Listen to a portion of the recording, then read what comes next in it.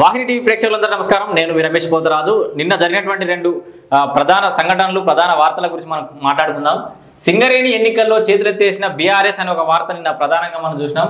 TBJKS నేతలకు కేసీఆర్ ఆదేశాలు. అంటే ఈ ఎన్నికల్లో మనం పాల్గొనట్లేదని చెప్పేసి కూడా టీబీజేకేఎస్ నేతలకైతే కేసీఆర్ ఆదేశాలు పంపినట్టుగా తెలుస్తుంది. అయితే ఈ ఆదేశాలతోటి కార్మిక నేతలు మూకుమ్మడి రాజీనామాలు చేస్తున్నట్టు కూడా సమాచారం ఉంది.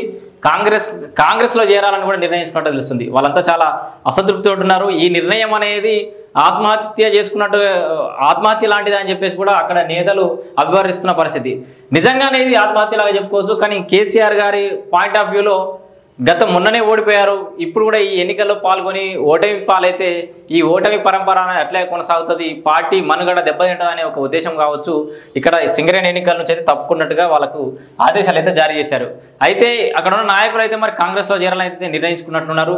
ఇక్కడ ప్రధానంగా ఈ బీఆర్ఎస్ పార్టీ భవిష్యత్తు కూడా ప్రశ్నార్థకంగా మారుతుందని చెప్పేసి చర్చ కూడా మొదలైంది. ఎందుకంటే ఇప్పుడు రాబోయే పార్లమెంట్ ఎన్నికల్లో కనుక బెటర్ పర్ఫార్మెన్స్ చేయలేకపోతే ఖచ్చితంగా బీఆర్ఎస్కు గడ్డుకాలమని చెప్పుకోవచ్చు. ఎందుకంటే కాంగ్రెస్ ఆల్రెడీ రాష్ట్రంలో అధికారం చేజిక్కించుకుంది. ఇప్పుడు రాబోయే పార్లమెంట్ ఎన్నికల్లో ఎంతో కొంత బెటర్ పర్ఫార్మెన్స్ చేసే అవకాశం ఉంది. అట్లాగే భారతీయ జనతా పార్టీ న్యాచురల్గానే పార్లమెంట్ ఎన్నికల్లో బెటర్ పర్ఫార్మెన్స్ చేస్తుంది. ఈ రకంగా చూసుకుంటే పొరపాటున తెలంగాణ ప్రజలు కనుక తెలంగాణ కోసం కొట్లాడిన కేసీఆర్కు ఒక 10 ఏళ్ళు ఇచ్చినాం, తెలంగాణను ఇచ్చిన కాంగ్రెస్కు ఇంకో 5 ఏళ్ళు 10 ఏళ్ళు ఇస్తాం, తర్వాత ఈ తెలంగాణ రావడానికి మద్దతు పలికినటువంటి భారతీయ జనతా పార్టీకి ఒక అవకాశం ఇద్దామని కనుక నిర్ణయించినట్లయితే ఇక బీఆర్ఎస్ పని కథం అని చెప్పుకోవచ్చు. భవిష్యత్తులో అసలు ఆశలేం లేనట్టే. ఇక ఇది సింగరేణి ఎన్నికలకు దూరంగా ఉన్నాడు బీఆర్ఎస్ పార్టీ అనేది ఒక అంశం. అయితే రెండో వార్త వచ్చేసి బీజేపీ నాయకుడు రఘునందన్ రావు గవర్నర్ దగ్గరికి వెళ్ళినాడు. ఎస్సీ ఎస్టీ కమిషన్ చైర్మన్గా పదవి అనుభవిస్తున్నటువంటి బక్కి వెంకటయ్య మొన్నటి ఎన్నికల్లో సాధారణ ఎన్నికల్లో బీఆర్ఎస్ పార్టీ తరఫున ప్రచారం నిర్వహించాడని చెప్పేసి అలిగేషన్ చేస్తున్నాడు.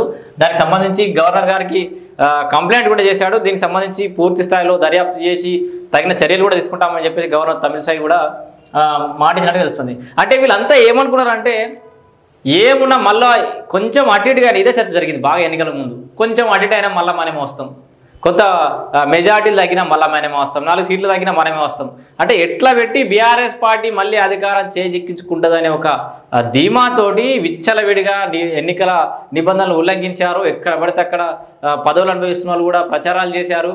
చాలా రకాల అవినీతికి అక్రమాలకు కూడా పాల్పడ్డారు. అందరు ఒక్కొక్కటి బయటకు వస్తున్న పరిస్థితి కూడా చూసినాం. ఇక ఇది ఎస్సీ ఎస్టీ కమిషన్ చైర్మన్గా ఉన్న వెంకటయ్య ఎన్నికల ప్రచారంలో పాల్గొనడానికి తప్పుపడుతూ బీజేపీ నేత రఘునందన్ రావు గవర్నర్కి కంప్లైంట్ చేయడం రెండవ వార్త. ఇక మూడవ వార్త వాహనదారులందరికీ ఒక శుభవార్త అని చెప్పుకోవచ్చు. అరే ప్రతిసారి ఎట్లాగూ మనకు రాయితీలు ఇస్తారు కదా, బిల్లు ఎగ్గొడుతురు కదా అని చెప్పేసి అదే పని ప్రభుత్వాలు కూడా ఇట్లా ప్రోత్సహించడం తగ్గించాలి. సరే ప్రభుత్వానికి ఆదాయం వస్తుంది, ఇట్లా డిస్కౌంట్ ఇవ్వడం వల్ల కరెక్టే, కానీ ఇది ఇట్లే పరంపర కొనసాగితే ఈ బైకర్స్ కానీ మిగతా వెహికల్స్ డ్రైవర్లు అందరూ కూడా నిబంధనలకు విరుద్ధంగా ఎక్కడ పడితే అక్కడ రూల్స్ అతిక్రమించి డ్రైవ్ చేయడం అనేది ఇట్లే కంటిన్యూ ప్రోత్సహించినట్టు అవుతుంది. ఇది డిస్కౌంట్ కాదు, వాళ్ళకి తప్పులు చేయమని ప్రోత్సహించినట్టు అయిపోతుంది. అయితే పెండింగ్ చలాన్లపై భారీ డిస్కౌంట్ ప్రకటించింది ప్రభుత్వం. 2 వీలర్స్కి అయితే 80%, వాళ్ళకి ఏదైతే చలాన్లు ఉన్నాయో దాంట్లో 80%, 4 వీలర్స్ అండ్ ఆటో వాళ్ళకి 60%, అట్లాగే లారీలు భారీ వాహనాలు ఉన్న వాళ్ళకేమో 50%, ఆర్టీసీ బస్సులు తోడు బండ్లు ఉన్న వాళ్ళకి 90%. ఈ లెక్కన అందరికీ అన్ని సెక్టార్ వాహనదారులకి అందరికి కూడా బిగ్ రిలీఫ్ అని చెప్పుకోవచ్చు. ఇప్పటి నుంచి అయినా మీకు ఎన్ని పెండింగ్ చలాన్లు ఉన్నాయో దాంట్లో ఎంతైతే కన్సెషన్ వస్తుందో అంత తీసేసి మిగతా అంత పే చేసేసి ఇక్కడ నుంచి అయినా ఈ ట్రాఫిక్ రూల్స్కి విరుద్ధంగా బండ్లు నడపడం అనేది ఆపేసేయాలి. తర్వాత మళ్ళీ ఇట్లాంటి ఆఫర్లు ఇస్తారని అయితే నేనైతే అనుకోవట్లేదు. ఇది ఎప్పటి నుంచి డిసెంబర్ 26 తారీఖు నుంచి జనవరి 10 తారీఖు లోపలనే ఏమైనా పెండింగ్ ఉంటే పోయినసారి ఆఫర్ వచ్చినప్పుడు అబ్బా మిస్ చేసుకున్నాం అందరూ అనుకురు కదా, ఈసారి అన్నా కట్టే ప్రయత్నం చేయండి. సో ఓవరాల్గా ఇది సింగరేణి ఎన్నికల్లో బరి నుంచి బీఆర్ఎస్ తప్పుకోవడం ఒక వార్త, ఎస్సీ ఎస్టీ కమిషన్ చైర్మన్గా ఉన్న బక్కి వెంకటయ్యకి సంబంధించిన ఒక వార్త, ఈ పెండింగ్లో ఉన్న సంబంధించిన ఒక వార్త. ఈ 3 అయితే ప్రధాన అంశాలుగా నిలిచాయి నిన్నటి రోజు. ఇవి ఇవాళ విషయాలు. 1 సెకండ్.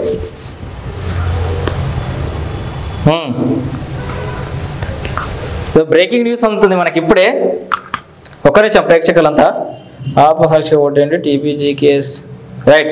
బీఆర్ఎస్ పార్టీ యూటర్న్ తీసుకుంది. మనం ఇందాక మొదట్లో చెప్పుకున్న అంశం ఉంది కదా, బీఆర్ఎస్ పార్టీ ఇది టీబీజేకేఎస్ నుంచి ఎన్నికల్లో నుంచి తప్పుకుంది అని చెప్పేసి ఒక వార్త అయితే చూసాం కదా, దానికి సంబంధించి యూటర్న్ తీసుకున్నట్టుగా తెలుస్తుంది. ఒక్క నిమిషం ఆగండి.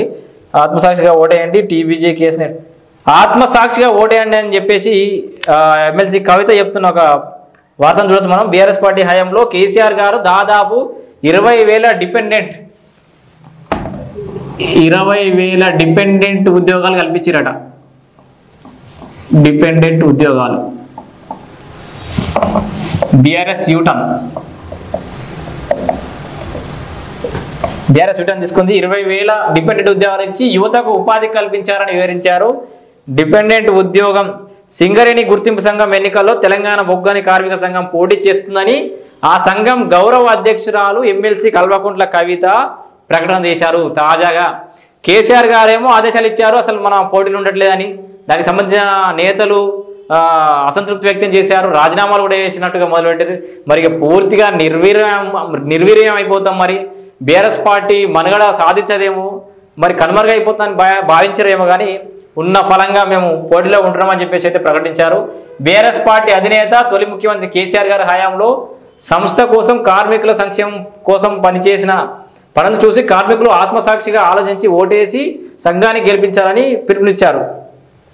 సో మా హయాంలోనే ఈ సంస్థ అభివృద్ధి జరిగింది అని చెప్పేసి, ఎంతోమందికి ఉపాధి దొరికిందని చెప్పేసి ఎమ్మెల్సీ కల్వకుంట్ల కవిత గౌరవ అధ్యక్షురాలు అయితే ప్రకటించింది. సో మొత్తంగా ఈ టీబీజే కేసు సంబంధించి మాత్రం సింగరేణి ఎన్నికల్లో బీఆర్ఎస్ పార్టీ పాల్గొనబోతున్నట్లు గౌరవ అధ్యక్షురాలు కల్వకుంట్ల కవిత గారు ప్రకటించారు. ఇది థ్యాంక్ యూ.